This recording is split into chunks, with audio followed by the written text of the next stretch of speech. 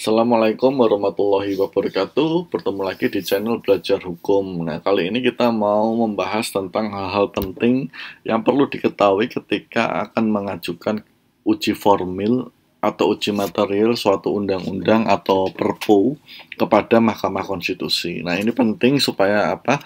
Supaya nanti ketika suatu saat mungkin Anda mengajukan permohonan uji material atau uji formil, Anda tidak salah dalam merumuskan suatu permohonan, atau Anda tidak salah dalam mengajukan permohonan, dan atau mungkin juga permohonan Anda supaya bisa diterima dan dibahas, bukan statusnya adalah NO atau tidak diterima. Nah, sebelum masuk ke materi, seperti biasa saya sampaikan disclaimer dulu. Yang pertama, video ini hanya untuk tujuan edukasi atau untuk berbagi pengalaman. Yang kedua, video ini bukan nasihat hukum.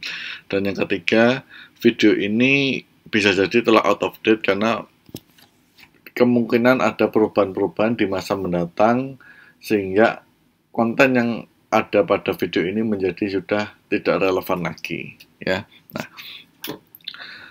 oke, kita masuk ke materinya. Yang pertama, kita harus ambil dari dasar hukumnya atau dasar peraturan yang melandasinya ada di Peraturan Mahkamah Konstitusi nomor 2 tahun 2021. Nah, Anda bisa download PMK ini. Nah, di situ dijelaskan sangat detail tahapan-tahapan ketika akan mengajukan uji formil atau uji material suatu undang-undang atau suatu perpu. Nah, saya akan resumkan beberapa saja mengenai hal yang menurut saya cukup fundamental, ya. Yang pertama dari sisi pemohon. Nah, dari sisi pemohon itu dibatasi boleh orang perorangan, boleh kelompok orang, boleh badan usaha privat atau publik, dan lembaga negara.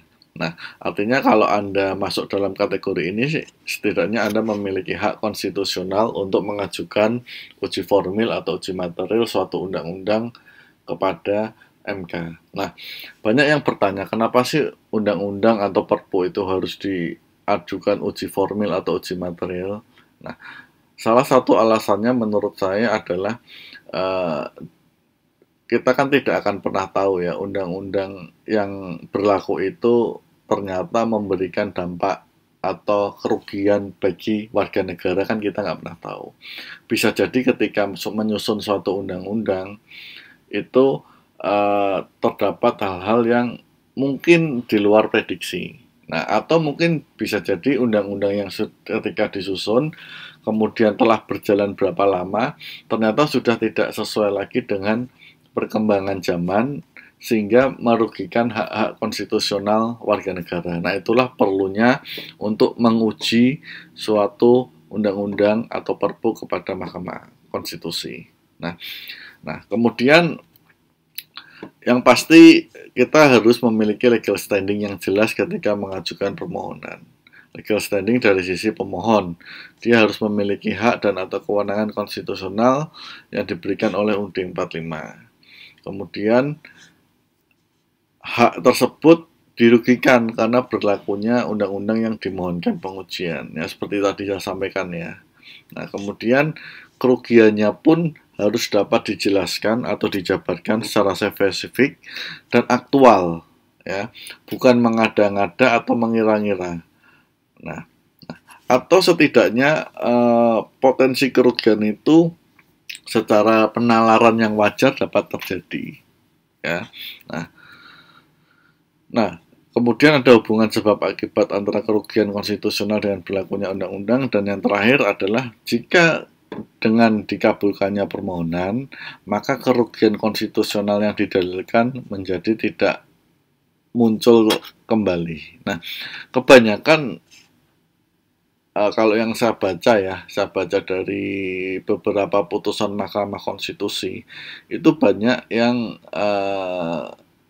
kurang kuat atau mungkin kurang lengkap dalam mendalilkan kerugian konstitusional yang bersifat spesifik. Nah, memang dalam MK itu ada yang namanya rapat pendahuluan.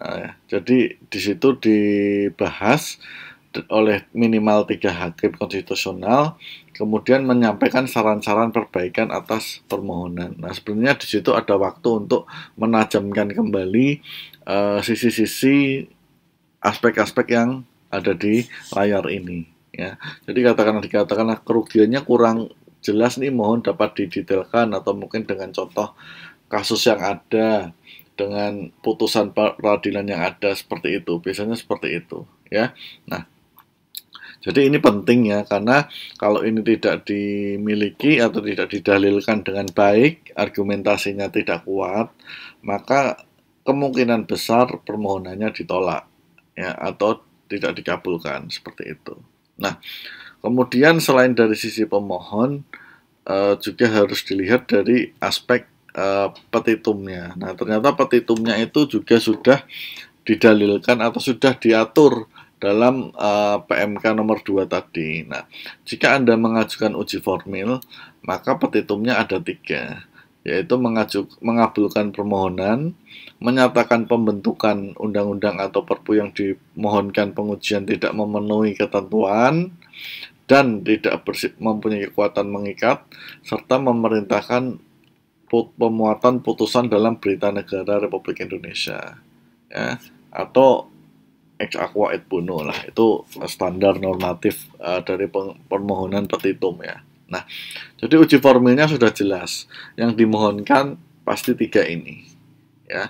Di luar itu yaitu menjadi ranah kewenangan dari mahkamah. Tapi kalau kita lihat PMK-nya, yang dimohonkan pasti 3. Kalau Anda uji material atau uji isi dari undang-undang itu, maka petitumnya hampir mirip dengan yang uji formil, hanya saja yang di aspek yang kedua adalah menyatakan bahwa materi muatan yang diujikan, entah itu ayat, pasal, bagian dari suatu undang-undang atau perpu, itu bertentangan dengan UUD 45 dan tidak mempunyai kekuatan hukum yang mengikat, ya.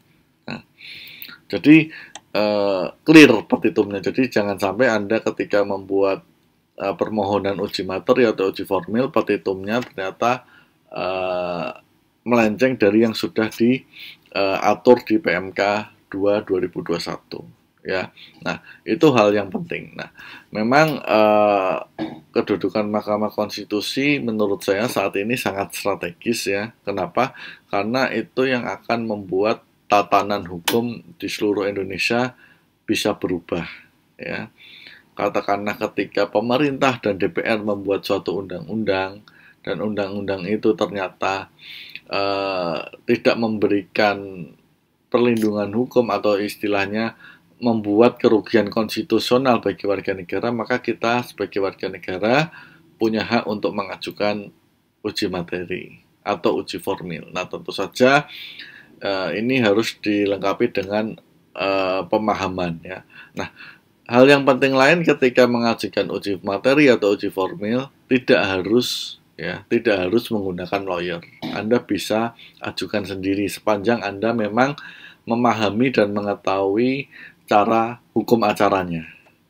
Tapi kalau memang Anda tidak memiliki pemahaman yang mendetail tentang hukum acara di Mahkamah Konstitusi, Anda bisa menggunakan lawyer atau didampingi oleh konsultan hukum, ya. Nah, saya pikir itu yang mau saya sampaikan dalam materi kali ini. Mudah-mudahan bisa menambah informasi atau wawasan, setidaknya memberikan tambahan ilmu.